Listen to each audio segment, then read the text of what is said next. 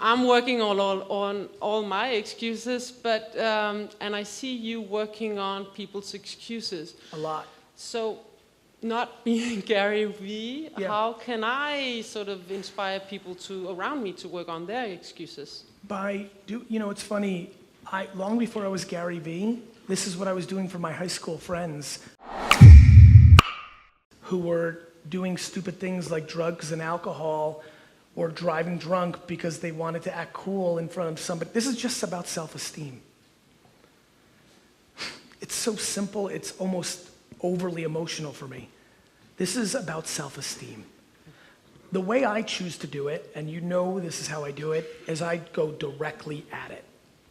If every one of us can think of somebody we care about right now that's just not doing it right, and all you have to do is sit them down and tell them they're not doing it right, but we don't want to do that because we'd rather not short-term hurt their feelings and let them fail long-term, which is remarkably crazy if you give a fuck about somebody. So what can you do as not GaryVee? Have the actual conversation and tell your sister, your mom, your uncle, your aunt, your child, your best friend, the next time they come up with an excuse, that it's a fucking excuse.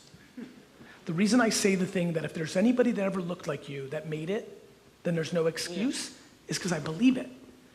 You know, it's really hard. You're in an argument and your friend tells you, that's great, Gary, but both my parents were alcoholics. And that really fucked me up. Right now you're on the defense. That's a good first punch by them. I'm like, cool, we don't need to use me. If anybody has ever been successful that had 2 alcoholic parents, which, by the way, I know of 3, well then, now what's your excuse, Karen? We are just so interested in blaming everybody else and excuses because we don't want to take on responsibility. And somewhere a long time ago, I went completely, do you know I think everything is my fault? Like, all of it? Like, I think it's weirdly cloudy outside right now and not nice out. My fault.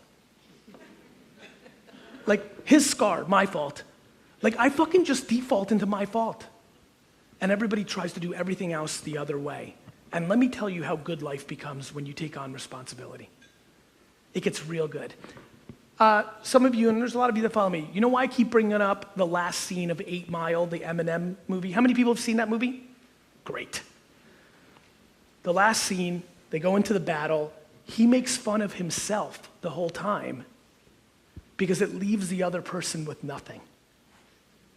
The leverage is in being accountable of everything. The leverage is exposing your weaknesses. I proudly talk about passing on Uber twice, being a DNF student. You know, I proudly talk about my shortcomings, right? I can't wait for more bad things to happen. I mean it. Because I will talk about them because what, you're so fucking perfect? Fuck you, right? So how do you do it? You have the conversation and you realize that you're doing a disservice to the people you love the most by holding your mouth shut because you're not willing to deal with the short-term conflict.